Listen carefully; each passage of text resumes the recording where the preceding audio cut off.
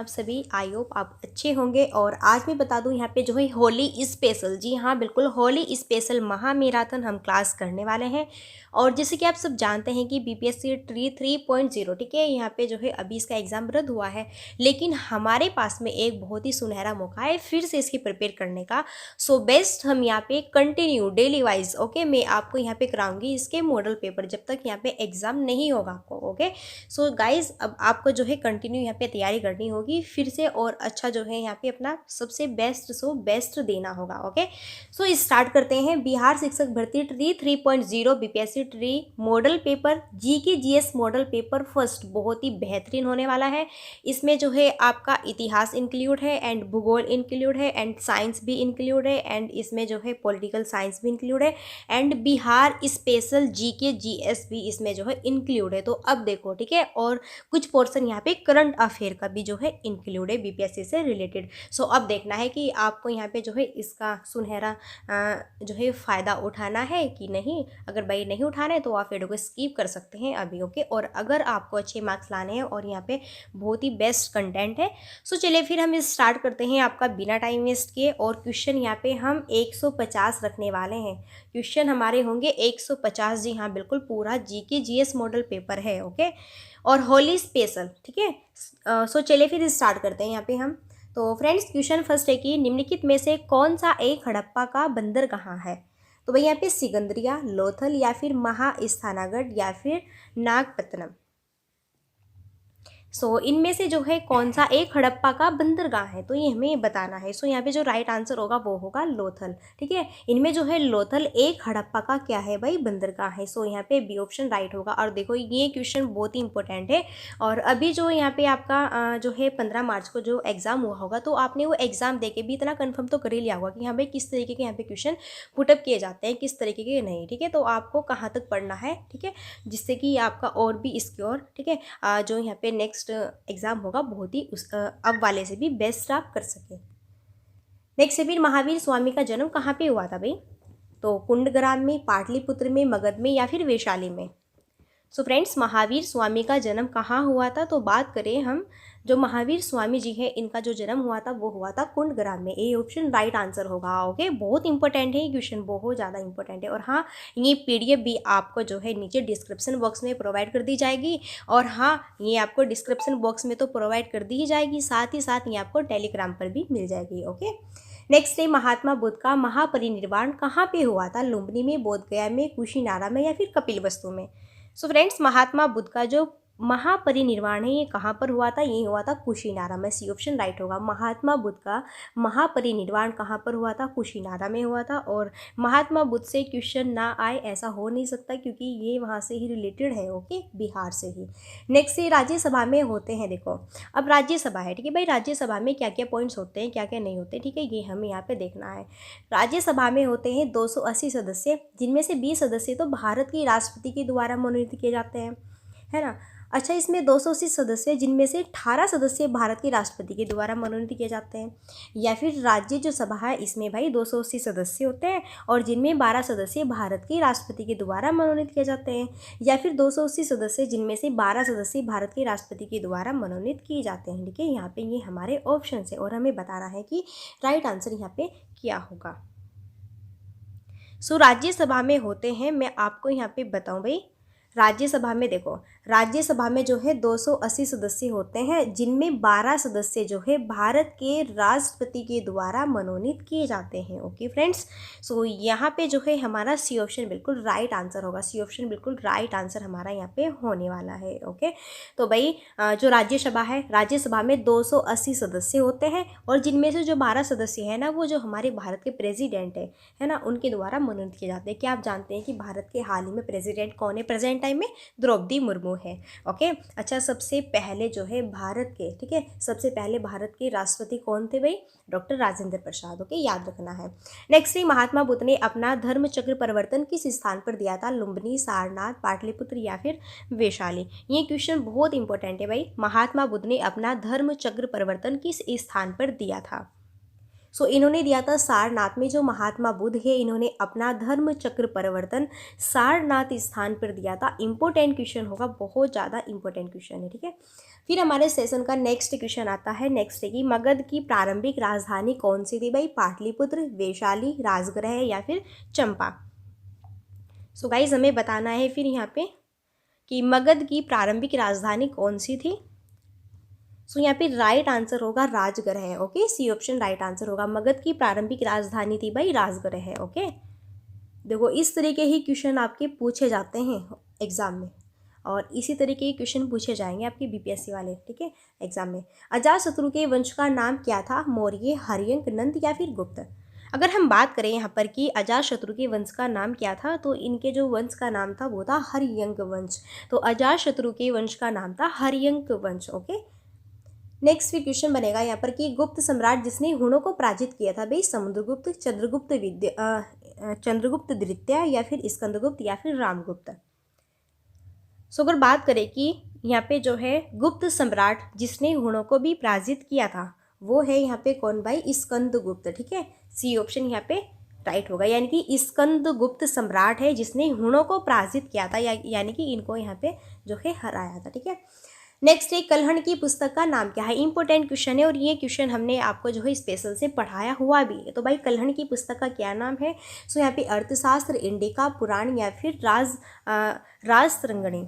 अगर हम बात करें कि कल्हण की पुस्तक का नाम क्या है, तो वो है राजतरंगिणी, यानी कि यहाँ पे डी ऑप्शन बिल्कुल राइट आंसर होगा। ठीक है, क्या है भाई? राजतरंगिणी है। ओके, नेक्स्ट फिर क्वेश्चन है कि किस अभिलेख में रुद्रदमन प्रथम की विभिन्न उपलब्धियां वर्णित है? जूनागढ़ में, भीतरी, नासिक या फिर सांची।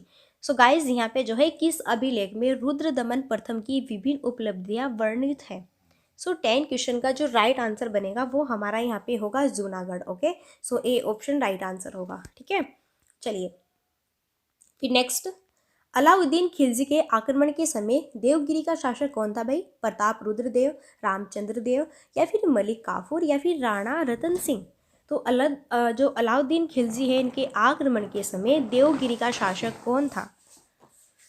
सो यहाँ पे राइट आंसर होगा रामचंद्र देव। सो बी ऑप्शन बिल्कुल राइट आंसर हमारे यहाँ पे बनेगा। सो गाइज यहाँ पे अलाउद्दीन जो खिलजी थे उनके आक्रमण के समय देवगिरी के शासक यहाँ पे कौन थे? रामचंद्र देव थे। ओके, चलिए फिर हमारा इस सेशन का नेक्स्ट है क्वेश्चन, फिरोज तुगलक वद्दारा। ठीक है, फिरोज तुगलक वद्दारा स्थापित यहाँ पे दार उल सफ़ा क्या था? एक दानशाला था, एक खिराती अस्पताल था, एक पुस्तकालय था या फिर तीर्थ यात्रियों के लिए एक अतिथि गृह था। सो गाइज यहाँ पे फिरोज तुगलक द्वारा स्थापित दार उल सफ़ा क्या था?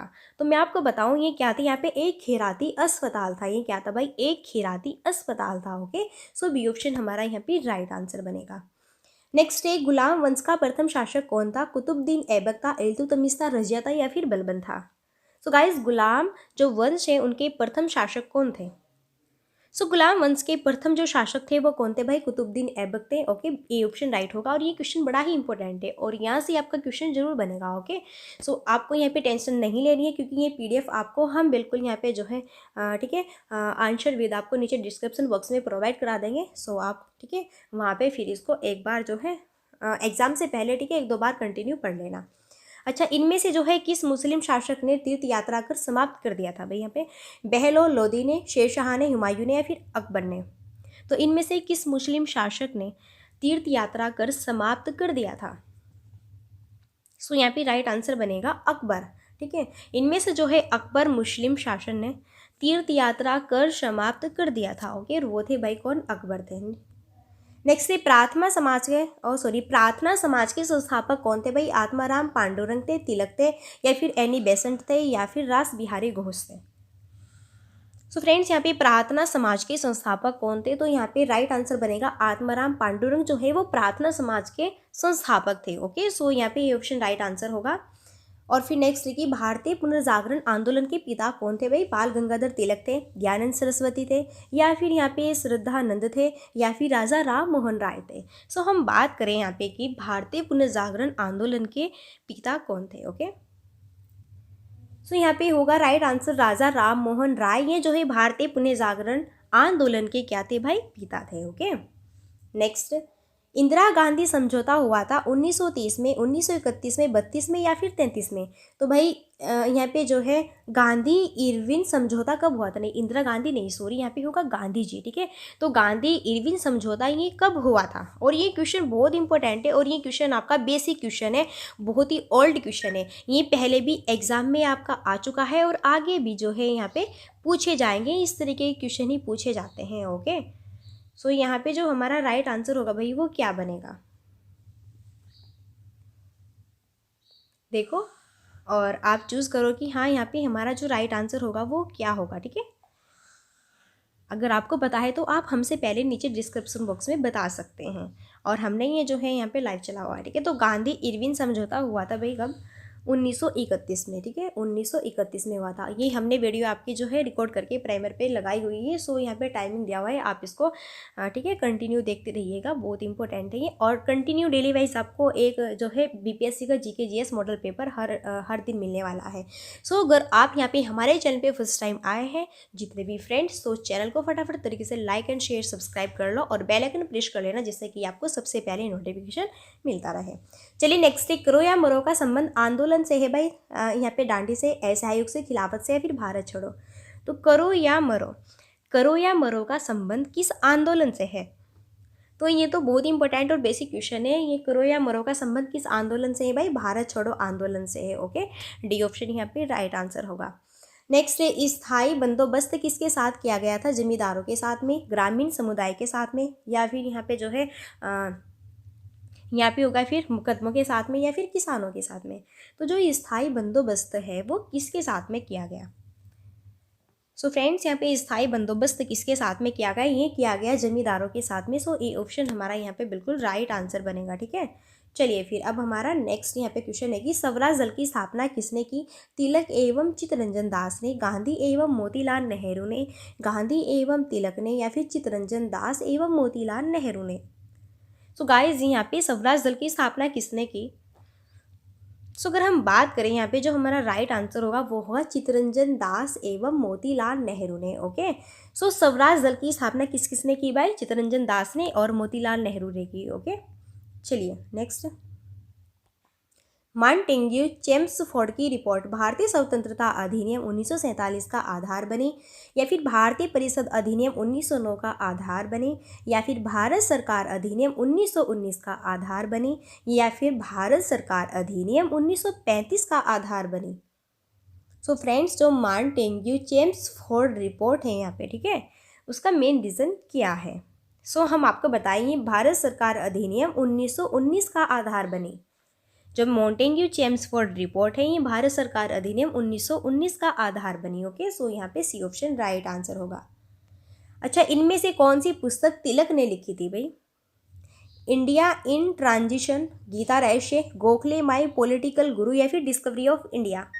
तो इनमें से कौन सी बुक तिलक के द्वारा लिखी गई है?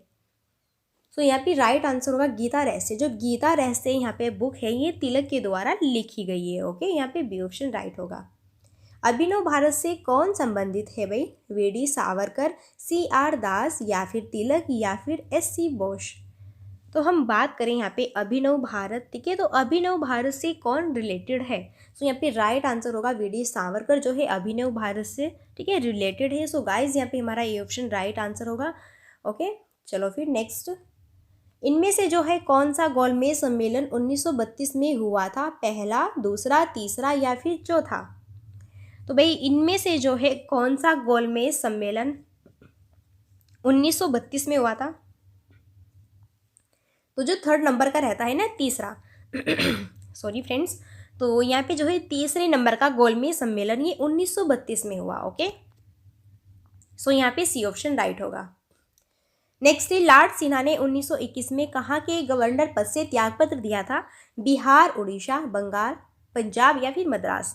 तो भाई लॉर्ड सिन्हा ने 1921 में कहाँ के गवर्नर पद से त्यागपत्र दिया था?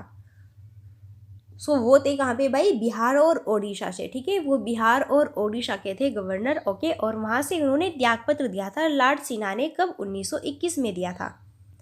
नेक्स्ट है, कांग्रेस ने स्वराज प्रस्ताव वर्ष 1905 में पारित किया। प्रस्ताव का क्या उद्देश्य था?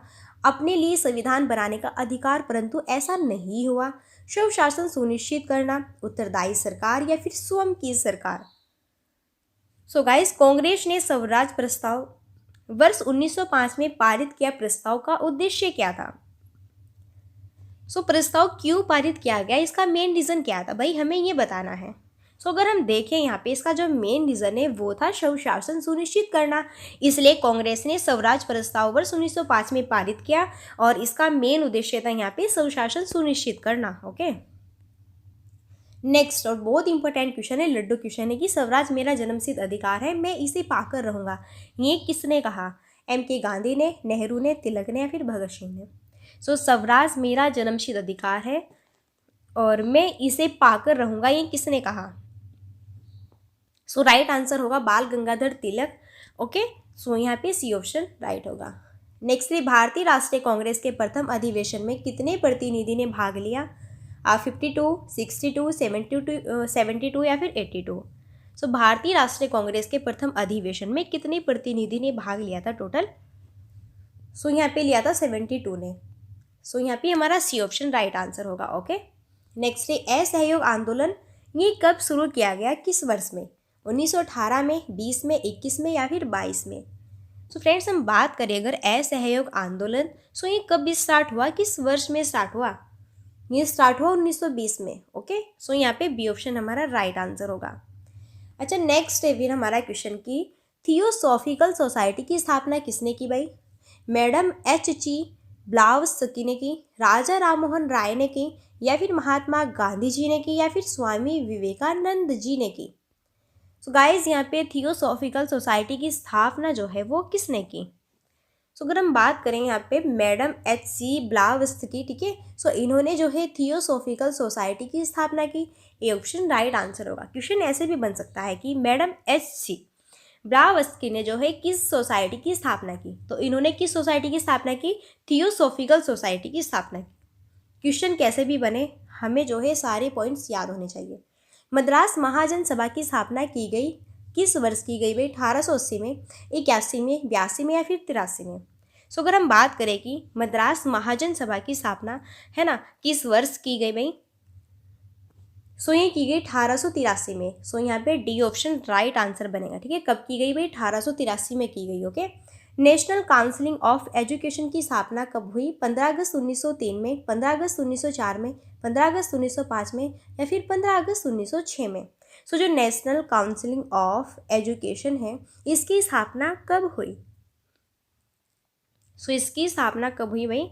इसकी स्थापना हुई 15 अगस्त 1906 में। सो यहाँ पे जो है डी ऑप्शन राइट आंसर होगा। ओके, चलिए फिर अब हमारा इस सेशन का देखो बहुत ही बेहतरीन, और हमने होली स्पेशल गिफ्ट में आपके लिए होली स्पेशल गिफ्ट, होली महामैराथन, ठीक है, होली महामैराथन स्पेशल 150 MCQs का हमने यहाँ पे महामैराथन स्टार्ट किया हुआ है स्पेशल बीपीएससी ट्री 3.0 के लिए। बहुत ही बेस्ट यहाँ पे कंटेंट है, और मैं आपको बता दूँ ये जो है BPSC 2011 का पूरा मॉडल पेपर है, ये मैं आपको करा रही हूँ सॉल्व। ठीक है, ये आपके जो है क्वेश्चन एग्जाम में इससे पहले आ चुके हैं 2011 में। तो भाई अगर आपको भी इसी तरीके से यहाँ पे तैयारी करनी है तो आप हमारे साथ में बने रहिएगा, वरना आप वीडियो को स्किप भी कर सकते हैं अगर आपको नहीं करनी। ठीक है, सो देखते हैं फिर हमारा नेक्स्ट क्वेश्चन है कि स्वतंत्र भारत के पहले भारतीय गवर्नर जनरल थे राजगोपालाचारी, सुरेंद्र नाथ, राजेंद्र प्रसाद या फिर BR अम्बेडकर?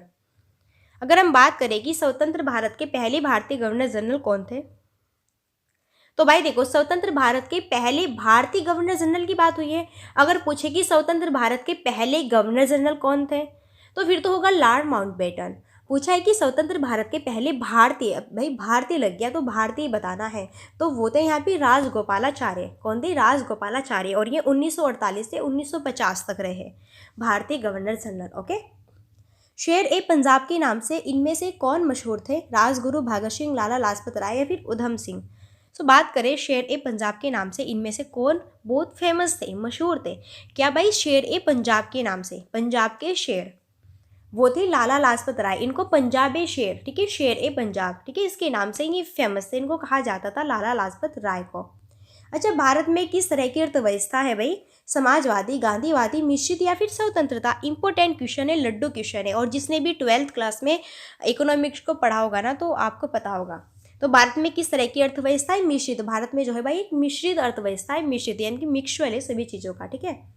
योजना आयोग ने 1993 या फिर 94 में बिहार के लिए गरीबी रेखा से नीचे का निम्नलिखित प्रतिशत क्या प्रकलित किया? यहाँ पे 55 या फिर 65 या फिर 45 या फिर 35। सो गाइज यहाँ पे बात करें कि योजना आयोग ने 1993 से 94 में बिहार के लिए गरीबी रेखा से नीचे का इनमें से कितना % जो है इन्होंने उल्लेखित किया या फिर प्रकलित किया?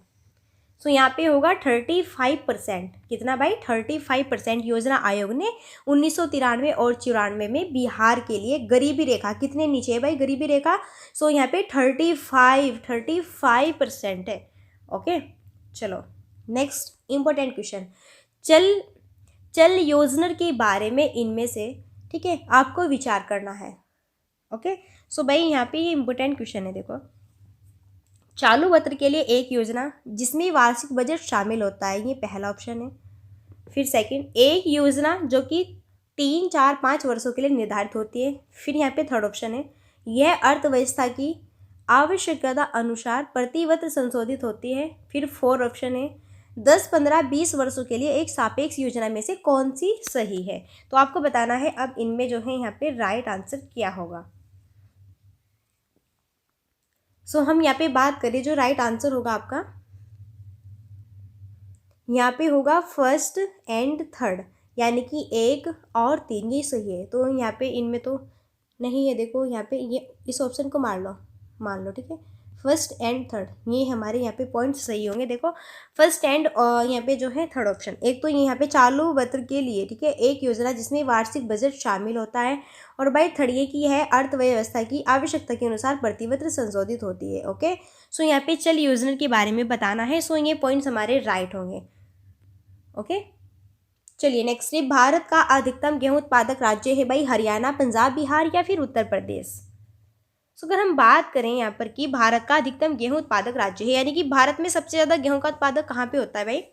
अगर बात करें हम उत्तर प्रदेश में, जी हाँ बिल्कुल, उत्तर प्रदेश में भारत का अधिकतम गेहूं उत्पादक राज्य है, ठीक है, ये आपका उत्तर प्रदेश है। अगर बात करें हम सबसे ज़्यादा जो मखाने हैं, मखाने आपने खाए होंगे ना, सबसे ज़्यादा जो मखाने कहाँ पर होते हैं वो बिहार में होते हैं। सबसे ज़्यादा मखाने कहाँ पे होते हैं भाई? बिहार में होते हैं।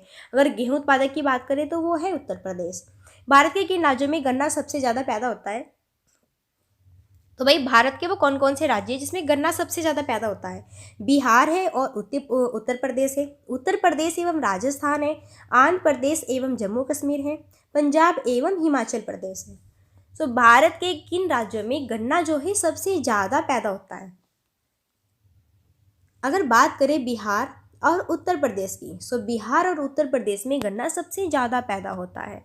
ये ऑप्शन राइट आंसर होगा। प्रांतीय सरकार का गठन निम्नलिखित में से किस अधिनियम के तहत किया गया था?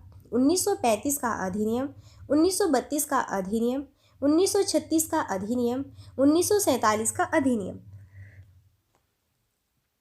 सो गाइस, प्रांतीय सरकार का गठन इनमें से जो है किस अधिनियम के तहत किया गया था? सो यहाँ पर 1935 का अधिनियम, इसके तहत यहाँ पे जो है किया गया था। सो यहाँ पे ए ऑप्शन राइट आंसर होगा। नेक्स्ट, राज्य सरकारों का संवैधानिक प्रमुख कौन होता है भाई? मुख्यमंत्री होता है, राज्यपाल होते हैं, अध्यक्ष होते हैं या फिर उच्च न्यायालय का न्यायाधीश होते हैं? तो राज्य सरकारों का संवैधानिक प्रमुख जो है कौन होता है? सो भाई राज्य सरकारों का संवैधानिक प्रमुख कौन होता है? वो होता है राज्यपाल। कौन होते हैं? राज्यपाल होते हैं। सो यहाँ पे बी ऑप्शन राइट आंसर होगा। ओके, नेक्स्ट, लोक लेखा समिति अपनी रिपोर्ट प्रस्तुत करती है नियंत्रक एवं महालेखा परीक्षक को, लोकसभा के स्पीकर को, संसदीय मामलों के मंत्री को या फिर भारत के राष्ट्रपति को? सो भाई जो लोक लेखा समिति अपनी रिपोर्ट जो है ना, प्रस्तुत करती है, किसको प्रस्तुत करती है? सो यहाँ पे राइट आंसर होगा नियंत्रक एवं महालेखा परीक्षक को जो है ये क्या करती है भाई? ठीक है, ये अपनी रिपोर्ट प्रस्तुत करती है। सो यहाँ पे जो है हमारा राइट आंसर होगा ए ऑप्शन। ओके, चलो फिर अब नेक्स्ट, देखो भाई, होली स्पेशल महामैराथन हमने स्टार्ट किया हुआ है। Special Bihar GK GS model paper है, पूरा 150 प्रश्नों का। सो आपको हमारे साथ में बने रहना है लास्ट तक, बहुत ही महत्वपूर्ण मैं आपको क्वेश्चन कराने वाली हूँ। और ये मैं आपको बीपीएससी, ठीक है, बीपीएससी 2011 का पेपर यहाँ पे करा रही हूँ। संविधान को 26 जनवरी के दिन लागू करने का नींव, ठीक है, इसलिए किया गया क्योंकि कांग्रेस ने इस तिथि को 1930 में स्वतंत्रता दिवस के रूप में मनाया था। इस तिथि को 1942 में भारत छोड़ो आंदोलन प्रारंभ, ठीक है, इसलिए यहाँ पे, ठीक है, मनाया जाता है। या फिर यह एक शुभ दिन था, या फिर इनमें से कोई नहीं। अगर हम बात करें यहाँ पे कि संविधान को 26 जनवरी के दिन लागू करने का, ठीक है, क्या यहाँ पे जो है अभिप्राय था, ठीक है, तो भाई क्यों उसको मनाया जाता है, क्या रीज़न था, तो कांग्रेस ने इस तिथि को 1930 में स्वतंत्रता दिवस के रूप में मनाया था, ठीक है, इस वजह से हम यहाँ पे जो है, ठीक है, इस दिन इसको यहाँ पे संविधान को 26 जनवरी के दिन ही लागू करने का एक निर्णय लेते हैं। नेक्स्ट, निम्नलिखित कथनों में से कौन सा एक सही नहीं है, जो सही नहीं है वो हमें बताना है। धन संपत्ति के मामले में राज्यसभा शक्तिहीन है, या फिर धन विधेयक की शुरुआत राज्यसभा में होती है, या फिर लोकसभा के द्वारा पारित किए जाने के बाद में राज्यसभा को 14 दिनों के भीतर विधेयकों को पारित करना होता है, या फिर भाई कहे यहाँ पे कि राज्यसभा किसी धन विधेयक को पारित कर सकती है अथवा कतिपय सिफारिशों के साथ में उस लोकसभा को भी लौटा सकती है। सो यहाँ पे राइट आंसर क्या होगा? सो हाँ, वो बताना है जो कि हमारा राइट नहीं है, ठीक है, जो निगेटिव है वो बताना है। तो भाई पहला ऑप्शन ही निगेटिव है कि धन संपत्ति के मामले में राज्यसभा शक्तिहीन है, बिल्कुल भी ऐसा नहीं है, ठीक है, ये हमारा ऑप्शन यहाँ पे गलत है। नेक्स्ट, भारतीय संविधान के द्वारा प्रदत्त निम्नलिखित में से कौन सा अधिकार गैर नागरिकों को भी उपलब्ध है? ये यहाँ पे द्वारा है, इस तरीके से जो बना हुआ है, ठीक है। सो यही संवैधानिक निराकरण का अधिकार, अभिव्यक्ति की स्वतंत्रता, देश के किसी भाग में घूमने एवं बसने की स्वतंत्रता, या फिर संपत्ति अर्जित करने की स्वतंत्रता। तो भाई भारतीय संविधान के द्वारा प्रदत्त निम्नलिखित में से कौन सा अधिकार गैर नागरिकों को भी उपलब्ध है? सो 45 का जो राइट आंसर बनेगा यहाँ पे होगा संवैधानिक निराकरण का अधिकार। ओके, ये ऑप्शन हमारा बेस्ट यहाँ पे आंसर होगा। भारत में योजना आयोग की स्थापना किस वर्ष हुई थी भाई? 1950 में, 47 में, 48 में, या फिर 1951 में? तो फ्रेंड्स, यहाँ पे भारत में योजना आयोग की स्थापना किस वर्ष हुई थी? भारत में जो योजना आयोग की स्थापना है वो हुई थी 1950 में, याद रखना है आपको, ये ऑप्शन राइट आंसर होगा, ठीक है। अच्छा, भारतीय संविधान में क्या क्या शामिल है भाई? तो भारतीय संविधान में क्या क्या शामिल है, ये क्वेश्चन बड़ा बेसिक है, ये आपको पता भी होगा। अगर हम बात करें भारतीय संविधान में 395 तो अनुच्छेद है और 22 है भाग और 12 है अनुसूचियाँ यहाँ पे। ओके, तो भारतीय संविधान में 395 तो भाई आर्टिकल्स है, एंड 22 यहाँ पे जो है भाग है, और 12 क्या है यहाँ पे अनुसूचियाँ है हमारे जो है भारतीय संविधान में। अच्छा, किस अनुच्छेद के द्वारा भारत के राष्ट्रपति के द्वारा राष्ट्रीय आपातकाल की घोषणा की जा सकती है?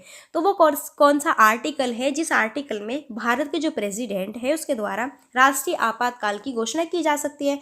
Article 352, article 370, article 371, article 395।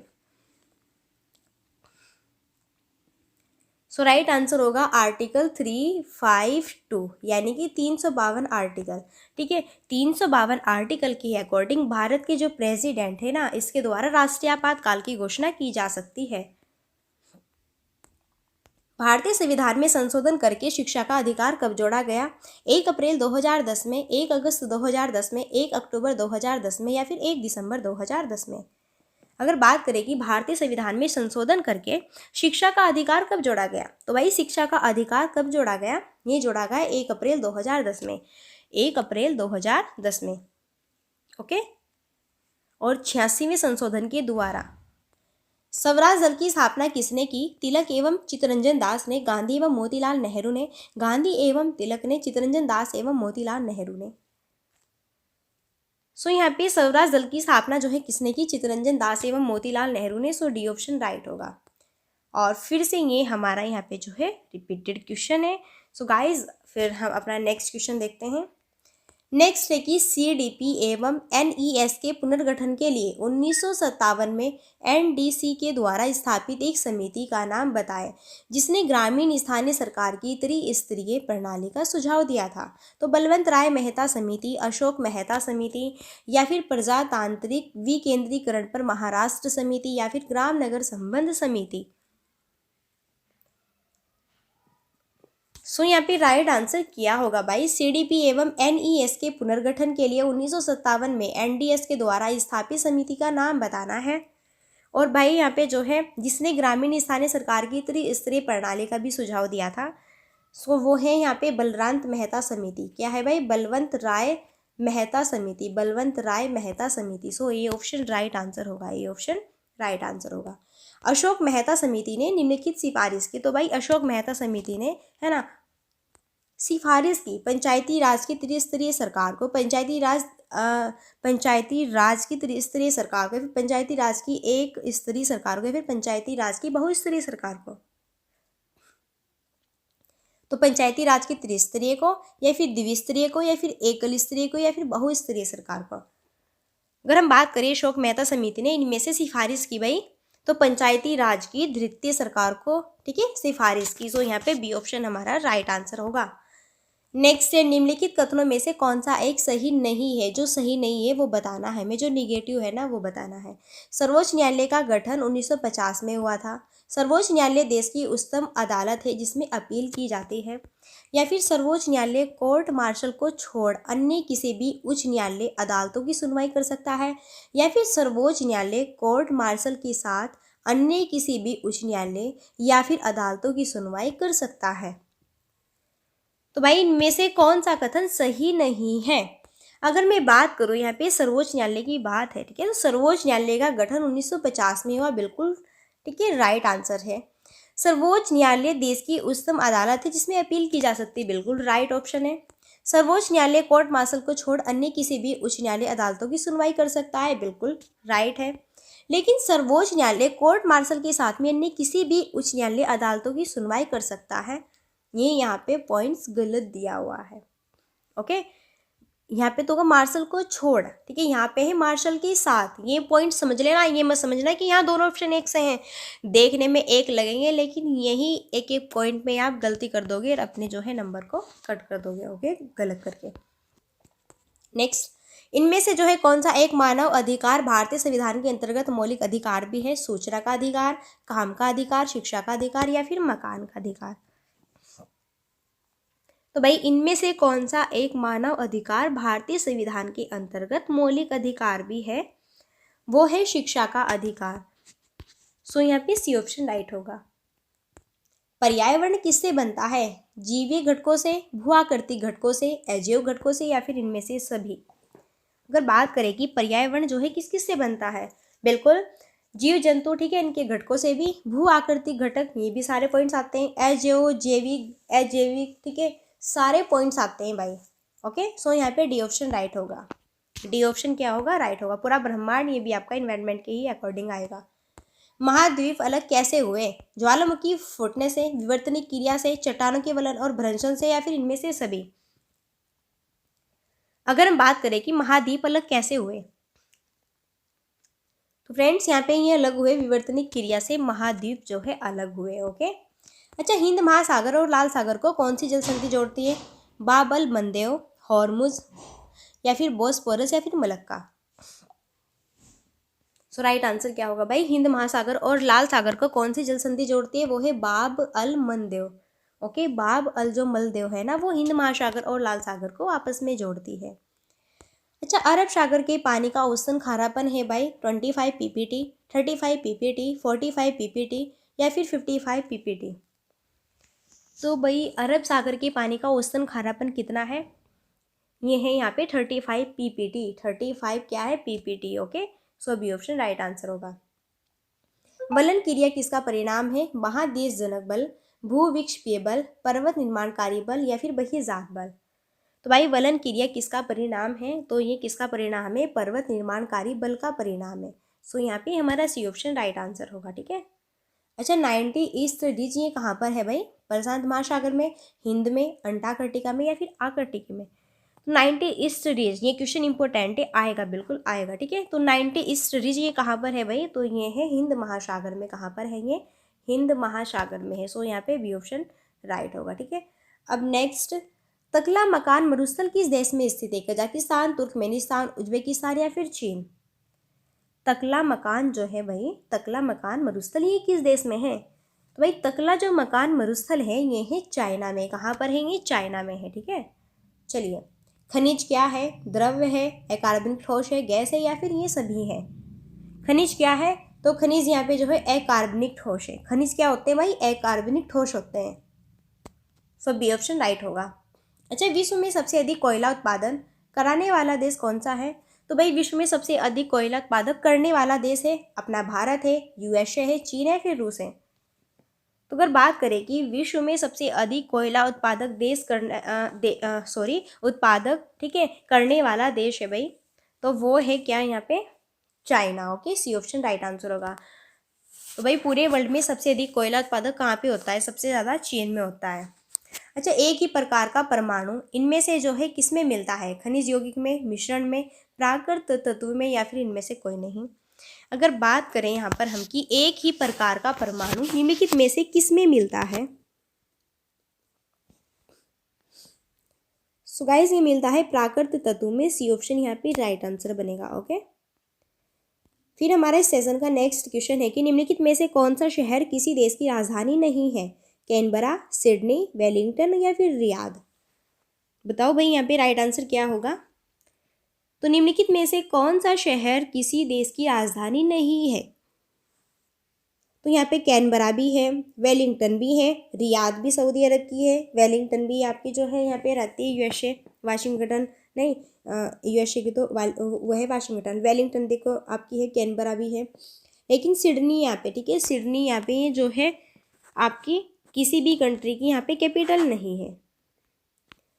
Next है, काहिरा का समय ग्रीनविच से 2 घंटे आगे है, अतः यह स्थित है 30 पश्चिमी देशांतर पर या फिर 30 डिग्री पूर्वी देशांतर पर या फिर 28 डिग्री पूर्वी देशांतर पर या फिर 28 डिग्री पश्चिम देशांतर पर। भाई यहाँ पे काहिरा का जो यहाँ पे समय है ग्रीनविच से 2 घंटे आगे है, अतः यह स्थित है।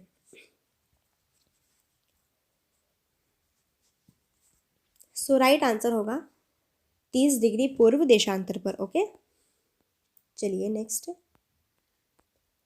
अमृतसर एवं शिमला लगभग एक ही अक्षांश पर स्थित है, परंतु उनकी जलवायु में भिन्नता का क्या कारण है। उनकी ऊंचाई में भिन्नता है, उनकी समुद्र से दूरी में भिन्नता है, शिमला में बर्फ जो है बर्फबारी में भिन्नता है, या फिर अमृतसर में प्रदूषण की भिन्नता है। तो एक तो यहाँ पे बात हुई है भाई अमृतसर की, एक बात हुई है शिमला की। लगभग एक ही अक्षांश पर ये दोनों स्थित है, परंतु उनकी जलवायु में फिर भी भिन्नता है। तो भाई किस चीज़ की भिन्नता है, तो उनकी ऊंचाई में भिन्नता है, उनकी ऊंचाई में भिन्नता है, ठीक है, ये ऑप्शन राइट होगा। नेक्स्ट, किस मिट्टी में कोशिका सबसे अधिक प्रभावशाली होती है, चिकनी मिट्टी में, पांचू मिट्टी में, बलुई मिट्टी में, लोम मिट्टी में। भाई किस मिट्टी में कोशिका सबसे अधिक प्रभावशाली होती है। और लास्ट में बहुत ही बेहतरीन बिहार स्पेशल जीके जीएस आएंगे, सो लास्ट तक बने रहना है वीडियो को बिना स्किप किए। ओके, बहुत ही बेहतरीन यहाँ पे सेशन है आपका ये। सो भाई किस मिट्टी में कोशिका सबसे अधिक प्रभावशाली होती है, सो यहाँ पे होती है चीकनी मिट्टी में। किस में होती है, चीकनी मिट्टी में होती है। अच्छा, दुमट्टी मिट्टी या फिर इसको दोमट मिट्टी भी कहते हैं। दोमट मिट्टी में मिट्टी का कौन सा कण मिलता है, बालू का, चिकना, पांचू या फिर सभी प्रकार के। तो बात करें जो आपकी दुमट्टी मिट्टी होती है, इसमें मिट्टी का कौन सा कण मिलता है, सो यहाँ पे बालू, चिकना, पांचू, ठीक है, यानी कि यहाँ पे ऑल ऑफ दीजिए सारे ही इसमें जो है कण होते हैं। सो डी ऑप्शन राइट होगा। अच्छा, पौधों को सबसे अधिक पानी किस मिट्टी में मिलता है, तो भाई जो यहाँ पे प्लांट्स होते हैं उनको सबसे अधिक पानी किस मिट्टी में मिलता है, चिकनी में, पांचू में, बलुई में, फिर लोम में। देखो वैसे तो मिट्टी जो है अलग अलग प्रकार की पाई जाती है भाई, ठीक है, ऐसा नहीं कि हाँ ये मिट्टी है तो ये सारी मिट्टी इक्वल होती है, नहीं, सारी मिट्टी की क्वालिटीज़ अलग अलग होती है। तो प्लांट्स को सबसे अधिक पानी की, ठीक है, किस मिट्टी में मिलती है, तो भाई प्लांट्स को सबसे अधिक पानी किस मिट्टी में मिलता है, सो ये मिलता है भाई बलुई मिट्टी में। किसमें, बलुई मिट्टी में जो है प्लांट्स को सबसे अधिक पानी मिलता है। जब भारतीय कोयला उद्योग की निम्नलिखित समस्याओं पर विचार करना है। तो पॉइंट्स दिया हुआ है भारतीय कोयला उद्योग, इसके बारे में हमें बताना है। ठीक है, इसकी हमें निम्नलिखित समस्याओं पर विचार करना है। इसकी क्या क्या समस्याएं हैं।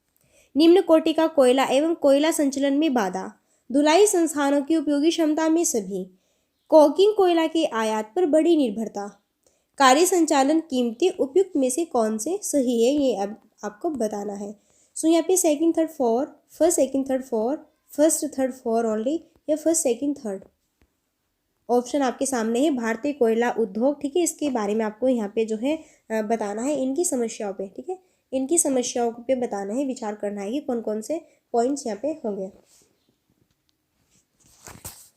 अगर हम बात करें यहाँ पर कि निम्न कोटि का कोयला एवं कोयला संचलन में बाधा, बिल्कुल ठीक है, ये एक इसकी समस्या है भारतीय कोयला उद्योग की।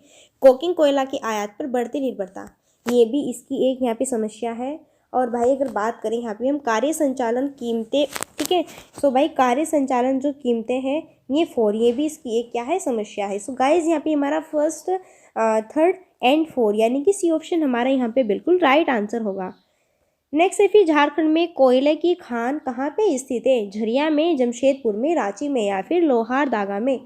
अगर आप लास्ट तक बने रहेंगे ना तो आपको लास्ट में special 50 question, special 50 question Bihar GK GS से मिलेंगे। Special Bihar current affair and special Bihar GK GS last question आपको, ओके, 100 के बाद में लास्ट क्वेश्चन आपको 50 जो है बिहार से मिलेंगे। तो झारखंड में कोयला की खानें कहाँ पर स्थित है भाई, ये स्थित है कहाँ पे, झरिया में। सो ये ऑप्शन राइट आंसर होगा। तो झारखंड के झरिया में, ठीक है, कोयला की खानें स्थित है।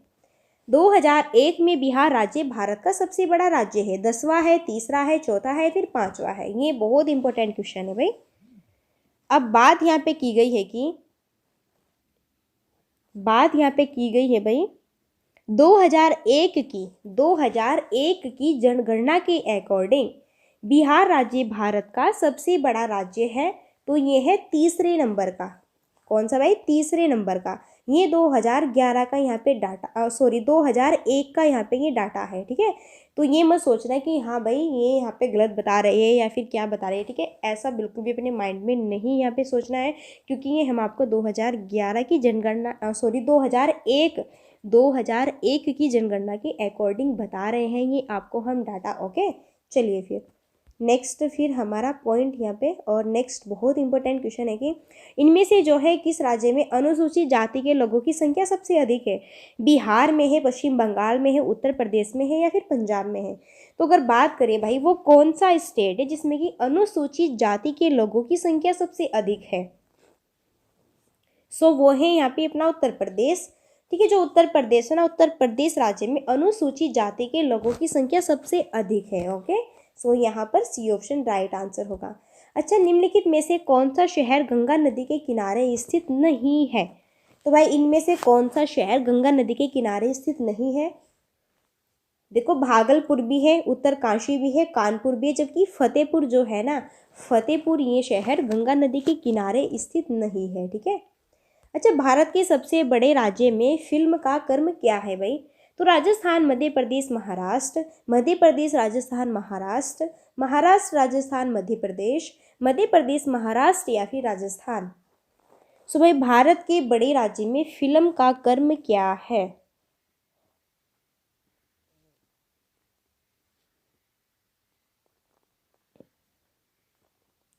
सो यहाँ पे क्वेश्चन में आपकी टाइपिंग मिस्टेक है। 1 मिनट, हम क्वेश्चन को पहले आपको दोबारा से बताते हैं। देखो, क्वेश्चन ये इस तरह से नहीं होगा। ठीक है, क्वेश्चन ये इस तरीके से नहीं होगा। क्वेश्चन ये यहाँ पे रॉन्ग टाइपिंग है क्वेश्चन की। देखो, क्वेश्चन है कि आपका यहाँ पे क्षेत्रफल के क्रम से भारत के बड़े राज्य कौन कौन से है, भाई ये बताना है। ठीक है, ये टाइपिंग मिस्टेक है, सॉरी इसके लिए, कोई बात नहीं, मैं आपको बता रही हूँ।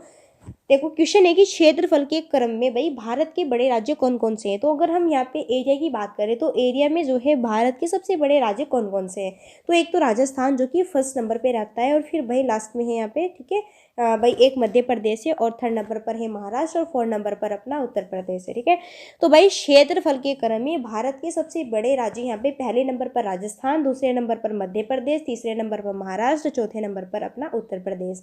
अगर बात करें यहाँ पर जनसंख्या की दृष्टि से भारत के सबसे बड़े राज्य, तो जनसंख्या की दृष्टि से भारत का सबसे बड़ा राज्य है उत्तर प्रदेश। ठीक है भाई, कौन सा है? उत्तर प्रदेश है। ठीक है, तो यहाँ पे बात हुई है एरिया की, तो एरिया में राजस्थान सबसे बड़ा है, सेकंड पर एमपी है, थर्ड पर महाराष्ट्र है। नेक्स्ट है निम्नलिखित में से कौन सा शहर राष्ट्रीय राजमार्ग 2 यानी कि NH2 पर स्थित है? औरंगाबाद है, सासाराम है, मोहनिया है या फिर पटना है? तो इनमें से कौन सा शहर राष्ट्रीय राजमार्ग 2 यानी कि NH2 पर स्थित है? तो यहाँ पे जो राइट आंसर होगा वो होगा पटना, यानी कि बिहार की जो कैपिटल है पटना। ठीक है, तो यहाँ पे जो पटना है भाई, ये शहर राष्ट्रीय राजमार्ग 2 यानी कि NH2 पर स्थित है। ओके, क्वेश्चन इंपॉर्टेंट है ये बहुत। नेक्स्ट फिर निम्नलिखित नंबर यहाँ पे बताना है आपको। नेक्स्ट क्वेश्चन है कि निम्नलिखित नंबर की राजधानी ट्रेनों में से कौन सी एक अधिकतम दूरी तय करती है भाई? सो बेंगलोर सिटी जंक्शन है, त्रिवेंद्रम सेंट्रल है, चेन्नई सेंट्रल है, फिर डिब्रूगढ़ टाउन है। तो इनमें से जो है किस नंबर की राजधानी ट्रेन में से कौन सी एक अधिकतम दूरी तय करती है? सबसे अधिक दूरी कौन सी तय करती है भाई यहाँ पे? ठीक है, ये बताना है। सो इस क्वेश्चन का राइट आंसर यहाँ पे बताओ भाई क्या होगा? इस क्वेश्चन का राइट आंसर होगा यहाँ पे बी ऑप्शन। ओके, 12,431। ठीक है, त्रिवेंद्रम सेंट्रल। क्या है भाई? त्रिवेंद्रम सेंट्रल। ये जो है यहाँ पे इस नंबर की जो राजधानी ट्रेनों में से कौन सी? ठीक है, सो यहाँ पे जो त्रिवेंद्रम सेंट्रल है ये अधिकतम दूरी क्या करती है भाई? तय करती है। नेक्स्ट फिर सौर विकिरण इनमें से किस प्रास में दिखता है? सो यहाँ पे आपके सामने ऑप्शन है 100 से 400 nm, 400 से 780 nm, 740 से 100 nm या फिर इनमें से कोई नहीं। गाइस यहाँ पे सौर विकिरण इनमें से किस प्रास पर दिखता है? सो बात करें यहाँ पे 400 से 780 nm पर दिखता है। ओके, सो यहाँ पे हमारा बी ऑप्शन राइट आंसर होगा। और फिर हमारा यहाँ पे इस सेशन का नेक्स्ट क्वेश्चन है कि इनमें से कौन सा सौरमंडल का भाग नहीं है? तो भाई इनमें से सौरमंडल का भाग कौन सा नहीं है? क्षुद्र ग्रह भी, धूमकेतु ग्रह भी और ग्रह भी भाई निहारिका नहीं है, क्योंकि क्षुद्र ग्रह ये भी आपके सौरमंडल में ही है, धूमकेतु ये भी सौरमंडल में ही, ग्रह ये भी सौरमंडल में ही है, जबकि निहारिका ये सौरमंडल का पार्ट्स नहीं है। ठीक है, अच्छा, खाने का नमक किससे बनता है? कमजोर अम्ल एवं कमजोर क्षार से, या फिर मजबूत अम्ल और मजबूत क्षार से? कमजोर अम्ल और मजबूत क्षार से, मजबूत अम्ल और कमजोर क्षार से। जो आप नमक खाते हैं ना, नमक, ठीक है, अपनी सब्जी वब्जी में डाल के खाते हैं भाई अच्छे से, तो खाने का जो नमक होता है वो किस किस से बनता है? तो उसमें मजबूत अम्ल होता है और मजबूत ही क्या होता है भाई? क्षार होता है। ठीक है, तो इसलिए हमारा यहाँ बी ऑप्शन क्या होगा? राइट होगा। ठीक है, तो यहाँ जो है बी ऑप्शन सही होगा। ठीक, फिर देखो खाने का जो नमक होता है वो किस किस से बनता है? तो मैंने बताया आपको, एक तो मजबूत अम्ल होता है इसमें और एक मजबूत क्षार होता है। ठीक है, सो यहाँ पे बी ऑप्शन हमारा राइट आंसर होगा। चलिए फिर अब नेक्स्ट है, पौधे जो नमक युक्त मिट्टी में उगते हैं, ठीक है, उसको क्या कहते हैं? जीरोफाइट कहते हैं, या फिर हाइड्रोफाइट कहते हैं, या फिर हेलोफाइट कहते हैं, या फिर सेक्यूलेंट कहते हैं? तो भाई पौधे जो नमक युक्त मिट्टी में उगते हैं, ठीक है, उसको क्या कहते हैं?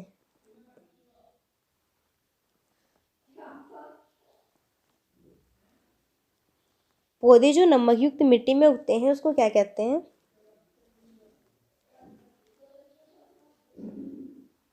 तो उसे भाई हेलोफाइट कहते हैं। क्या कहते हैं? हेलोफाइट कहते हैं। ठीक है, पौधे जो नमक युक्त मिट्टी में उगते हैं ना, उन्हें जो है हेलोफाइट कहा जाता है।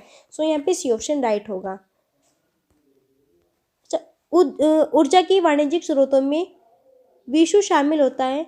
शक्ति, कोयला, तेल, गैस, जल विद्युत और यूरेनियम का। कोयला, तेल, जलावन की लकड़ी, वनस्पति अवशेष और कृषि अवशेष में। शक्ति, कोयला, प्राणी मल और जलावन की लकड़ी में, या फिर कोयला, गैस, तेल और जलावन की लकड़ी में। सो यहाँ जो राइट आंसर होगा भाई वो क्या होगा? सो यहाँ हमारा जो राइट आंसर बनेगा ना वो होगा डी ऑप्शन, कोयला, गैस, तेल और जो है यहाँ पे जलावन की लकड़ी। ठीक है, इसमें ऊर्जा की वाणिज्यिक स्रोत में विषु शामिल होता है। ठीक है, चलो नेक्स्ट, सागरीय लवणता का प्रमुख स्रोत है नदियाँ, भूमि, पवन या फिर जो है विद्वान से निसृत राख। तो सागरीय जो लवणता होता है भाई, इनमें क्या क्या, सॉरी यहाँ पे विद्वान ने ज्वालामुखी, ज्वालामुखी से निसर्त राग। तो भाई सागरीय लवणता का मुख्य स्रोत क्या है, वो है भूमि। सागरीय लवणता का मुख्य स्रोत है भूमि, ठीक है। सो बी ऑप्शन राइट होगा। और फिर हमारा इस सेशन का नेक्स्ट क्वेश्चन है कि संवहनी पौधों में पानी ऊपर किससे जाता है। जो संवहनी पौधे होते हैं ना, इसमें पानी ऊपर किससे जाता है, फ्लोएम टिश्यू से जाता है, पेरेन्काइमा टिश्यू से, या फिर मेरिस्टेम से, या फिर जाइलम टिश्यू से। सो गाइस संवहनी पौधे में जो पानी होता है वो ऊपर किससे जाता है, तो वो जाता है जाइलम टिश्यू से। ओके, सो यहाँ पे जो है डी ऑप्शन राइट आंसर होगा। नेक्स्ट है फिर मेंडल के आनुवांशिकता का सिद्धांत किस पर आधारित है, कायिक जनन पर, अलैंगिक जनन पर, लैंगिक जनन पर, या फिर ये सभी। तो मेंडल के आनुवांशिकता का सिद्धांत, पहले तो आपको ये पता होना चाहिए कि भाई आनुवांशिकता का सिद्धांत किसने दिया। तो यहाँ पे आनुवांशिकता का जो सिद्धांत है वो दिया है मेंडल ने। ओके, सो इन्होंने जो है किस पर आधारित है, इनका जो ये सिद्धांत है। अब अगर बात करें जो मेंडल का आनुवांशिकता का सिद्धांत है, ये आधारित है भाई लैंगिक जनन पर। ओके, और इन्होंने जो है मटर के पौधे पर अपना यहाँ पे जो है, ठीक है, ये प्रयोग किया था। नेक्स्ट है प्रकाश संश्लेषण होता है भाई न्यूक्लियस में होता है, माइटोकॉन्ड्रिया में होता है, क्लोरोप्लास्ट में होता है, फिर परऑक्सीसोम में होता है। सो गाइस यहाँ पे इस क्वेश्चन का राइट आंसर क्या होगा, जो प्रकाश संश्लेषण होता है भाई वो होता है क्लोरोप्लास्ट में। किस में होता है भाई, क्लोरोप्लास्ट में होता है प्रकाश संश्लेषण। अच्छा, कौन सा दिन डायबिटीज़ दिवस के रूप में जाना जाता है, 14 फरवरी, 14 मई, 14 सितंबर, या फिर 14 नवंबर। भाई कौन सा दिन यहाँ पे डायबिटीज़ दिवस के रूप में जाना जाता है, यानी कि डायबिटीज़ डे जो है कब मनाया जाता है। तो भाई डायबिटीज़, ठीक है, डायबिटीज़ एक बीमारी है, और ये जो यहाँ पे बीमारी है, ठीक है, इस बीमारी को हम किस दिन सेलिब्रेट करते हैं और इसके बारे में बताते हैं कि भाई आपको इससे कैसे कैसे बचना है, ठीक है। इसके सारे लक्षण, इसका सारा उपयोग, इसके प्रयोग, ये सारी चीज़ें आपको बताई जाती है। तो ये जो है यहाँ पे डे है 14 नवंबर, ठीक है, 14 नवंबर। नेक्स्ट है पौधों का कौन सा भाग फूल, पौधों का जो है कौन सा भाग फूलने का उद्दीपन ग्रहण करता है, तना है, शाखा है, पर्ण है, या फिर जड़ है। सो यहाँ पे होगा पर्ण, क्या है भाई, पर्ण है। ओके, सी ऑप्शन राइट होगा। जीनेटिक्स निम्नलिखित में से किसका अध्ययन है, मेंडल का अध्ययन है, जैव विकास का है, डीएनए संरचना का, या फिर आनुवंशिक और यहाँ पे जो है विचरण का है। सो गाइस यहाँ पे जेनेटिक्स इनमें से जो है किसका अध्ययन है। सो जो जेनेटिक्स है इनमें से किसका अध्ययन है, वो है आनुवांशिक और विचरण का। ओके, लैंगिक जनन से आनुवांशिक विचरण कैसे होता है, जीन के समीक्षण से होता है, क्रोमोसोम्स में बदलाव से होता है, जीन के मिश्रण से होता है, फिर इनमें से सभी। सो गाइज आने वाले हैं, बिल्कुल आप यहाँ पे जो है थोड़ा और ठहरे रहिए। ओके, थोड़ा और ठहरे रहिए। ओके, अब जो है आपके आने वाले हैं स्पेशल बिहार जीके जीएस के इम्पोर्टेंट एमसीक्यूज। सो यहाँ पे हमारा इस क्वेश्चन का जो राइट आंसर बनेगा वो होगा जीन के भी समीक्षण है, क्रोमोसोम में भी बदलाव है, जीन के भी मिश्रण से है, यानी कि यहाँ पे डी ऑप्शन राइट होगा। ओके, ऑल ऑफ दीज यहाँ पे राइट होगा। अच्छा, भ्रूण जो है किस में मिलता है, फूल, पर्ण, बीज, या फिर कली। तो अगर बात करें जो भ्रूण होता है वो किस में मिलता है, बीज में तो मिलता है भ्रूण, ठीक है। जब स्टार्टिंग जहाँ से होती है वहीं तो है, तो वो है भाई बीज, ठीक है। किस में मिलता है भ्रूण, बीज में। एक घड़े की बड़ी सुई की लंबाई 12 सेंटीमीटर है, तो 1 मिनट में बड़ी सुई के द्वारा आंतरिक क्षेत्रफल कितना होगा, 22.12 वर्ग सेंटीमीटर, 23.10 वर्ग सेंटीमीटर, 24.12 वर्ग सेंटीमीटर, या फिर इनमें से कोई नहीं। सो गाइज यहाँ पे जो है इसका राइट आंसर होगा इनमें से कोई नहीं, ये सारे ऑप्शन आपके जो है गलत है, ठीक है। चलिए, अच्छा, 15 आदमी तथा 15 महिलाओं को 15 युग्म से विभाजित करने के तरीके होंगे, जबकि हर युग्म में एक आदमी व महिला हो। तो 1240, 1840, 1820, या फिर 205। 15 आदमी तथा 15 महिलाओं को 15 युग्म में विभाजित करने के तरीके होंगे, जबकि हर युग्म में एक आदमी व एक महिला हो। सो यहाँ पे होने चाहिए भाई 1240, ठीक है। क्या होने चाहिए, 1240 होने चाहिए। एक खिलाड़ी किसी वृत्ताकार पथ के साथ पूरे चक्कर लगाकर 2200 मीटर की दौड़ पूरी करता है, तो उस वृत्ताकार पथ की त्रिज्या क्या होगी, 30, 40, 50, या फिर 60।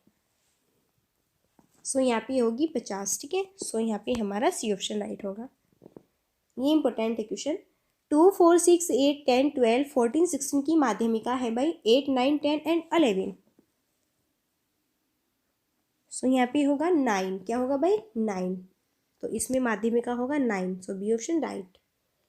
ठीक है, अब ये बिंदु है P 4 6 और बिंदु Q है 4 8, इसको मिलाने पर मध्य बिंदु के निर्देशांक होंगे 2 7 7 2 7 0 या फिर 0 7। देखो भाई मैथ्स हमसे ज़्यादा नहीं आता है, मैथ्स के आपके 1 2 क्वेश्चन और है, ठीक है।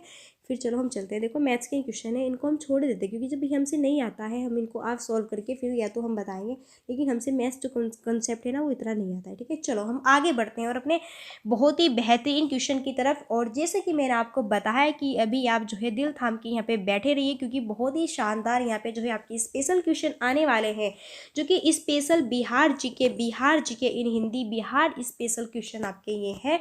सो चलिए फिर स्टार्ट करते हैं। और आपके लास्ट के, ठीक है, लास्ट के जितने हमारे यहाँ पे 150 क्वेश्चन है ना ये टोटल, सो 150 नहीं 100 तो हमारे देखो संपूर्ण जीके जीएस थी, और 100 के बाद में आपकी 50 क्वेश्चन स्पेशल बिहार जीके के होंगे। सो आप यहाँ पे दिल थाम के बैठे हुए थे। सो गाइज यहाँ पे जो है अब टाइम आ चुका है कि हम बिहार स्पेशल से स्पेशल जीके जीएस करने वाले हैं। बहुत ही मोस्ट इंपोर्टेंट क्वेश्चन ये होने वाले हैं।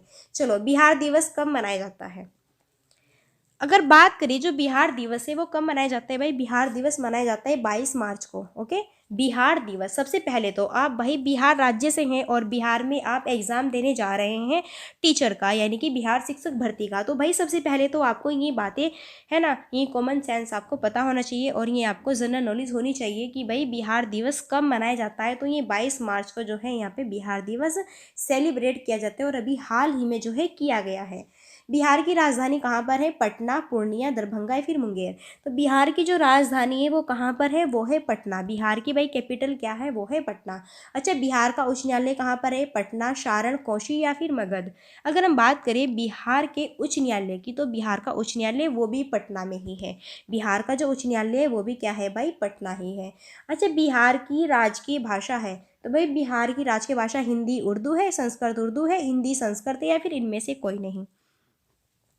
सो फ्रेंड्स, अगर बात करें कि बिहार के यहाँ पे जो है आपको बताना है भाई यहाँ पे बिहार की जो राजकीय भाषा है वो क्या है। सो बताओ यहाँ पे राइट आंसर क्या होगा। और हमने ये आपको क्वेश्चन बहुत अच्छे से कराए भी हुए हैं, ठीक है, और इम्पोर्टेंट क्वेश्चन है भाई। तो यहाँ पे हिंदी और आपकी अरबिया होगी, ठीक है, उर्दू हो गया, यहाँ पे हिंदी और अरबिया होगी, हिंदी और अरबिया, ठीक है, ये होगा। ये आपकी टाइपिंग मिस्टेक है, इसमें हिंदी होगा और भाई अरबिया होगा, हिंदी और अरबिया, ठीक है, इस तरीके से। सो यहाँ पे ये ऑप्शन होगा। अच्छा, बिहार का राजकीय वृक्ष कौन सा है?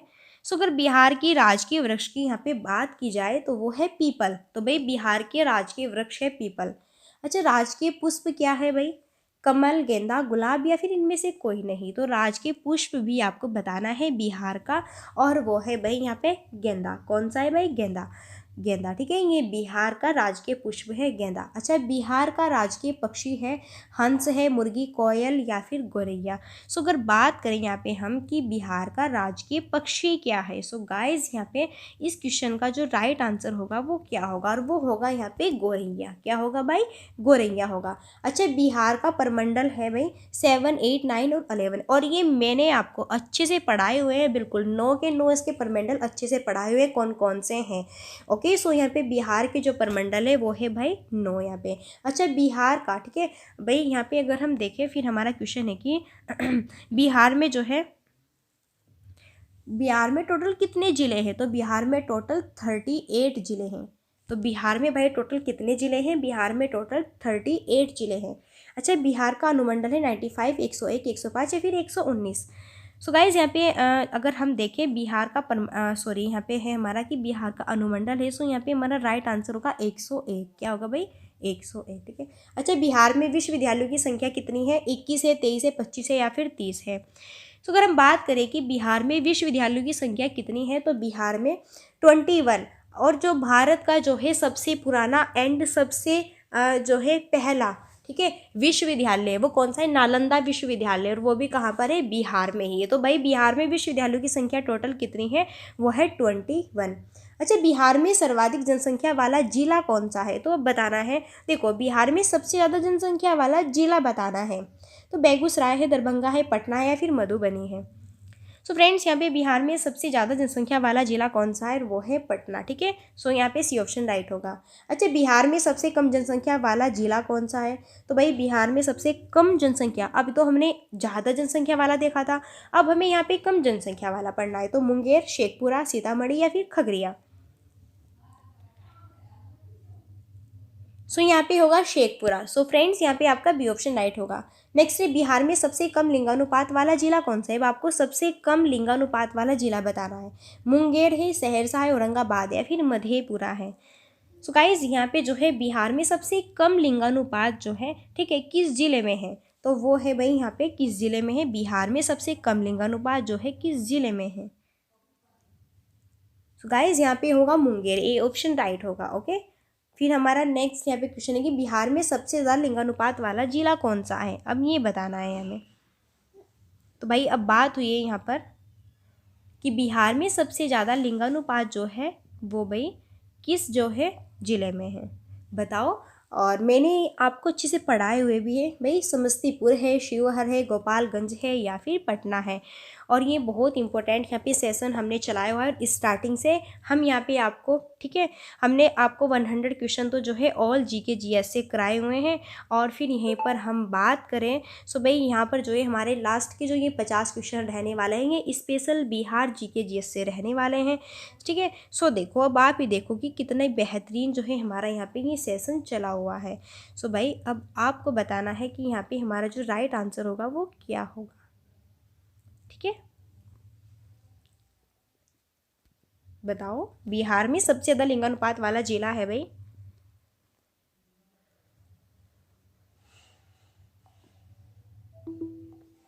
इम्पोर्टेंट क्वेश्चन है, बहुत इंपॉर्टेंट है। समस्तीपुर, शिवहर, गोपालगंज या फिर पटना।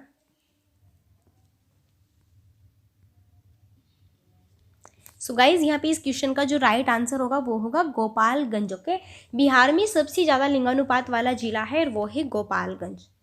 अच्छा, बिहार में सर्वाधिक साक्षरता वाला जिला कौन सा है, सो बिहार में सर्वाधिक साक्षरता वाला अगर जिले की बात करें वो है रोहतास। बिहार में सर्वाधिक साक्षरता, ठीक है, किस जिले में है, रोहतास में। अब भाई यहाँ पे सबसे ज़्यादा की बात हुई, अब यहाँ पे सबसे कम साक्षरता वाला जिला कौन सा है, सो गया, पूर्णिया, समस्तीपुर या फिर खगड़िया। सो अगर बात करें यहाँ पे कि बिहार में सबसे कम साक्षरता वाला जिला है वो है पूर्णिया में। ठीक है, नेक्स्ट, बिहार में सर्वाधिक वर्षा वाला जिला है, तो भाई बिहार में सबसे ज़्यादा वर्षा किस जिले में होती है, किशनगंज में, मुजफ्फरपुर में, सहरसा में या फिर मधुबनी में। सो अगर बात करें कि बिहार में सबसे ज़्यादा वर्षा जो होती है वो किस जिले में होती है, वो होती है किशनगंज जिले में। ठीक है, ए ऑप्शन राइट होगा। अच्छा, बिहार में सबसे कम वर्षा वाला जिला है, अब बिहार में सबसे ज़्यादा जो वर्षा है वो तो भाई किशनगंज में होती है। अब बिहार में सबसे कम वर्षा किस ज़िले में होती है, अब ये भी तो पता होना चाहिए, है कि नहीं। तो ये होगा भाई औरंगाबाद। क्या होगा, औरंगाबाद। अच्छा देखो, वर्षा भी हो गई, सब कुछ। अब भाई सबसे ठंडा वाला ज़िला कौन सा है, किशनगंज, कैमूर, गया और मुजफ्फर। ओके, अब भाई वर्षा होती है कम, ठीक है, ये हमने यहाँ पे पढ़ लिया। अब हमें ये भी तो पढ़ना है कि बिहार में सबसे ठंडा वाला जिला कौन सा है, तो वो है गया। अब सबसे ठंडे की बात हुई, है ना। अब यहाँ पे नेक्स्ट जो आपका क्वेश्चन आता है वो आता है कि बिहार में सबसे बड़ा नगर कौन सा है। सो गाइस, बिहार में जो सबसे बड़ा नगर है वो कौन सा है, सो यहाँ पे है पटना। बिहार में सबसे जो बड़ा नगर है वो है भाई पटना। ओके, चलो नेक्स्ट है। अच्छा, मूल रूप से बिहार शब्द का क्या अर्थ है, बौद्ध मठ है, देवदूतों की भूमि है, हरियाली का प्रदेश है, फिर आर्य प्रदेश है। मूल रूप से बिहार शब्द का क्या अर्थ है, ये बिहार है जो ये, ठीक है, इसका मीनिंग क्या होगा। तो भाई मूल रूप से बिहार शब्द का अगर अर्थ यहाँ पे देखें वो है बौद्ध मठ। ठीक है, क्या है, बौद्ध मठ। और स्टार्टिंग में बौद्ध से, ठीक है, रिलेटेड बहुत इंपॉर्टेंट क्वेश्चन हमने स्टार्टिंग में करा दिए हैं और आएंगे, बिल्कुल आपके स्पेशली आएंगे। बिहार में नमक सत्याग्रह कब आरंभ हुआ भाई, तो ये 6 फरवरी 1921 में, 6 फरवरी 1929 में या फिर 15 अप्रैल 1930 में, फिर 7 अप्रैल 1934 में। अगर बात करें हम बिहार में नमक सत्याग्रह की, तो ये कब स्टार्ट हुआ, ये स्टार्ट हुआ 15 अप्रैल 1930 में। अच्छा, बिहार का पृथक प्रांत के रूप में गठन की मांग प्रस्तुत की गई 1896 में, 1906 में, 1911 में या फिर 1936 में। सो फ्रेंड्स, बिहार का पृथक प्रांत के रूप में गठन की मांग जो है ये कब प्रस्तुत की गई, सो ये प्रस्तुत की गई भाई 1906 ईस्वी में। कब प्रस्तुत की गई? सो ये 1906 ईस्वी में जो है प्रस्तुत की गई। सो यहाँ पे बी ऑप्शन राइट होगा। अच्छा, बिहार का मुगल साम्राज्य के प्रांत के रूप में गठन हुआ है 1504 में, या फिर 40 में, 80 में, या फिर 1600 में? सो भाई बिहार का जो है मुगल साम्राज्य, बिहार का मुगल साम्राज्य के प्रांत के रूप में कब गठन हुआ? सो ये गठन हुआ 1580 में। सो यहाँ पे जो है friends c option right answer होगा। अच्छा, बिहार विधानसभा में वर्तमान में कितने सदस्य हैं? 240 है, 43 है, 45 है, फिर 246 है? सो बात करें अगर हम बिहार विधानसभा की, तो इसमें वर्तमान में टोटल कितने सदस्य हैं? सो गाइज यहाँ पे राइट आंसर होगा 243। सो बी ऑप्शन यहाँ पे बिल्कुल हमारा राइट आंसर बनेगा। ओके, चलिए नेक्स्ट। बिहार से लोकसभा के लिए कितने सदस्य चुने जाते हैं? अब लोकसभा में बताना है कितने हैं टोटल, 20, 25, 30 या फिर 40? सो भाई बिहार से लोकसभा के लिए टोटल कितने सदस्य चुने जाते हैं? वो है 40। कितने सदस्य हैं भाई? 40 सदस्य हैं। अच्छा, पटना उच्च न्यायालय की स्थापना कब हुई थी? 1916 में, 17 में, 18 में, या फिर 21 में? अगर बात करें हम पटना उच्च न्यायालय की, तो इसकी स्थापना कब हुई थी? 1916 में जो है पटना उच्च न्यायालय की स्थापना हुई थी। बिहार में राज्यसभा की कितनी सीटें हैं? 12 है, 14 है, 15 है, या फिर 16 है? सो गाइस अगर हम बात करें यहाँ पे बिहार में राज्यसभा की कितनी सीटें हैं, सो यहाँ पे जो है टोटल कितनी है भाई? तो वो है 16 है। कितनी है भाई? 16 है। ठीक है, सो यहाँ पे राइट आंसर होगा हमारा। बहुत इंपॉर्टेंट क्वेश्चन है ये आपके, बहुत ही बेस्ट क्वेश्चन है। और चलिए फिर अब नेक्स्ट हमारे जो है इस सेशन के, देखो हमने स्पेशल होली महा मैराथन, ठीक है, ये स्पेशल यहाँ पे हमने स्टार्ट किया हुआ है। सो गाइज आपको लास्ट तक बने रहना है। देखो बहुत ही बेस्ट यहाँ पे हमारा ये सेशन है, स्पेशल बिहार शिक्षक भर्ती ट्री 3.0। जो भी स्टूडेंट्स यहाँ पे, ठीक है ना, जिस भी स्टूडेंट्स के मार्क्स कम आए हैं या फिर यहाँ पे जो है आपके अच्छे मार्क्स नहीं आए हैं, ठीक है, तो इस तरीके से आपके पास में एक सुनहरा मौका है फिर दोबारा से, ठीक है, इसकी प्रिपेयर करने का, मेहनत करने का।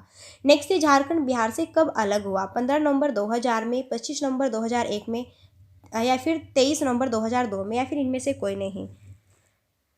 सो अगर हम बात करें यहाँ पे कि भाई झारखंड जो है वो बिहार से कब यहाँ पे जो है पृथक हुआ, और ये हुआ 15 ये कब हुआ पृथक भाई? 15 मार्च 2002 में हुआ। 15 मार्च 2002 में, नवंबर नहीं मार्च होगा, ठीक है, 15 मार्च 2002 में।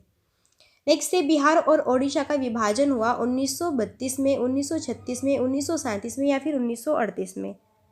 बिहार और ओडिशा का विभाजन कब हुआ? तो ये भाई हुआ यहाँ पे 1936 में। कब हुआ भाई? 1936 में हुआ। ठीक है, अच्छा, बिहार सोशलिस्ट पार्टी के संस्थापक थे जयप्रकाश नारायण, सुभाष चंद्र बोस, सत्यभक्त, या फिर इनमें से कोई नहीं? सो यहाँ पर थे भाई जयप्रकाश नारायण। ओके, ये ऑप्शन राइट होगा। देखो इस क्वेश्चन में थोड़ा हम डाउट है, ये क्वेश्चन में आपको, ठीक है, बताऊंगी, ठीक है, चेक करके बताऊंगी। एक मिनट। यहाँ पे नेक्स्ट है बिहार के प्रमुख समाचार पत्र बिहारी के संपादक थे। तो भाई बिहार के प्रमुख समाचार पत्र बिहारी के संपादक थे बाबूजी प्रसाद, बाबू गोपाल, बाबू महेश्वर प्रसाद, या फिर बाबू राम प्रसाद? सो यहाँ पे थे भाई बाबू महेश्वर प्रसाद। बिहार में किस स्थान पर भारतीय राष्ट्रीय कांग्रेस का 1922 का अधिवेशन हुआ? हरिपुरा, रामगढ़, गया, या फिर पटना? सो गाइज यहाँ पे राइट आंसर क्या होगा? सो यहाँ पे राइट आंसर होगा भाई, बहुत इंपॉर्टेंट क्वेश्चन है, और राइट आंसर होगा यहाँ पे गया। ओके, चलिए नेक्स्ट। बिहार में किसान सभा की स्थापना किनके द्वारा की गई?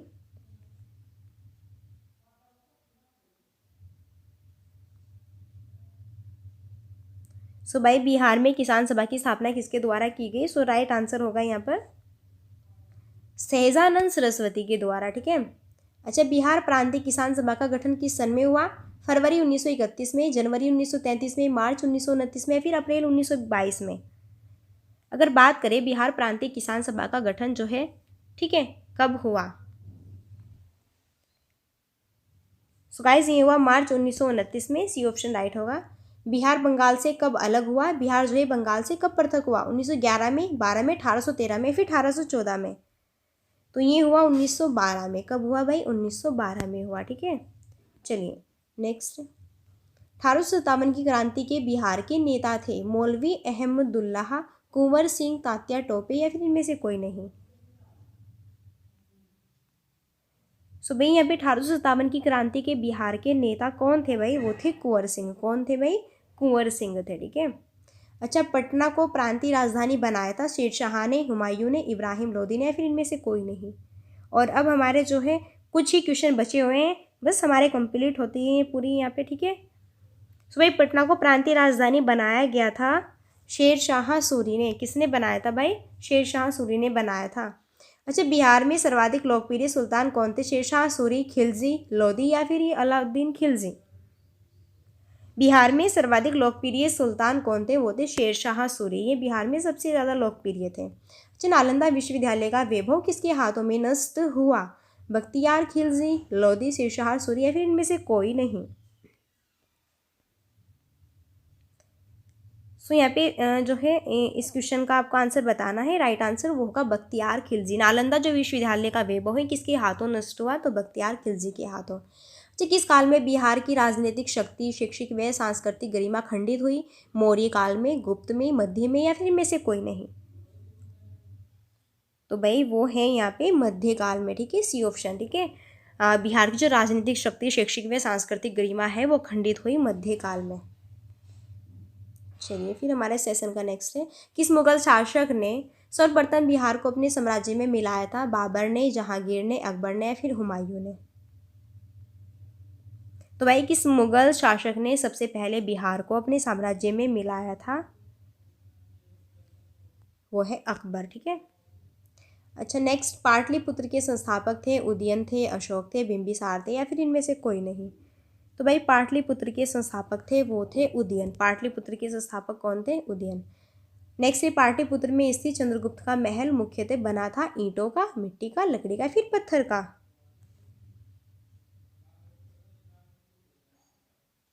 सो बताना है भाई, पाटलिपुत्र में जो स्थित यहाँ पे है, ठीक है, चंद्रगुप्त का महल, तो ये जो है यहाँ पे किससे बना था?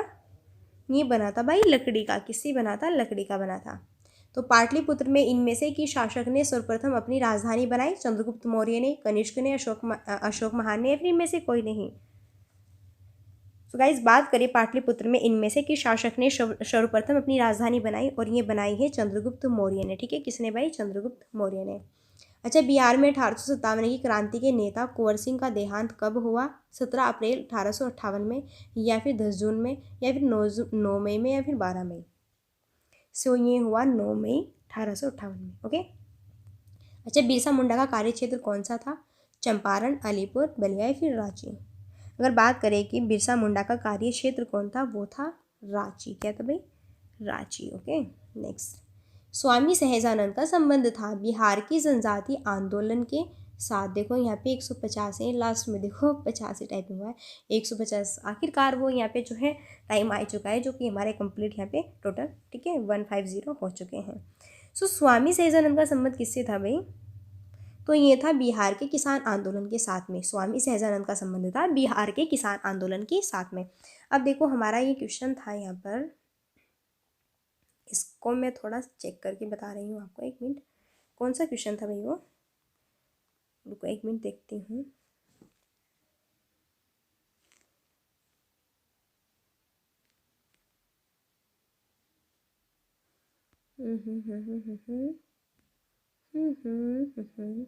हाँ हाँ हाँ हाँ। देखो यहाँ पे क्वेश्चन था कि झारखंड बिहार से कब यहाँ पे जो है पृथक हुआ? सो भाई यहाँ पे जो हमारा राइट आंसर बनेगा वो होगा 15 मार्च 2000। बिल्कुल यहाँ पे नवंबर नहीं है, ये होगा 15 मार्च 2000 में, ठीक है, 15 मार्च 2000 में, ओके। सो ये राइट है। चलो सो गाइज यहाँ पे हम जो है अपना जो है 150 का जो ये मॉडल पेपर था 150 क्वेश्चंस का, वो हम कंप्लीट कर चुके हैं। और ये कंटेंट कैसा लगा, ये सेशन कैसा लगा, प्लीज़ नीचे कमेंट बॉक्स में ज़रूर बताइएगा। देखो बहुत देर से वीडियो बना रहे हैं, आपके लिए इतनी मेहनत कर रहे हैं, तो भाई स्पेशल होली बिहार के स्पेशल होली गिफ्ट बिहार शिक्षक भर्ती ट्री 3.0 का महा मैराथन क्लास टॉप 150 क्वेश्चनों का निपटारा पेपर से पहले सब कुछ कर लो, ओके। बहुत ही बेस्ट यहाँ पे सेशन ही आज से स्टार्ट हो चुका है और कंटिन्यू यहाँ पे जो है आता रहेगा, ओके। सो गाइज ये सेशन आपको कैसा लगा? अगर वाकई ही अच्छा लगा है तो वीडियो को फटाफट तरीके से like and share and subscribe कर लेना, क्योंकि इसी तरीके का भी और यहाँ पे कंटिन्यू हम यहाँ पे करने वाले हैं। अगर आपको इसी तरीके के क्वेश्चन और best to best question, previous year question paper सारे जीके जीएस ऑल, ठीक है, एग्जाम से पहले हम कवर कर लेंगे। तो बस आपको अगर करना है तो हमारे साथ में, ठीक है, कंटिन्यू बने रहिएगा। और भाई चैनल को फटाफट तरीके से एग्जामिनेशन आपको सब्सक्राइब कर लो, नीचे यहाँ पे जो है बेल आइकन को भी प्रेस कर देना, जिससे कि आपको सबसे पहले नोटिफिकेशन मिलता रहे। सो गाइज ये आपको यहाँ पे जो है कैसा लगा भाई हमारा 150 क्वेश्चन का मॉडल पेपर, आई होप अच्छा लगा होगा। सो अगर अच्छा लगा है तो फिर ठीक है, तब तक के लिए भाई बाय बाय। आप भी यहाँ पे थोड़ा जो है अब खाओ पियो मस्ती करो, ठीक है। तो मिलते हैं भी फिर नेक्स्ट, तब तक के लिए जय हिंद जय भारत, जय हिंद जय भारत।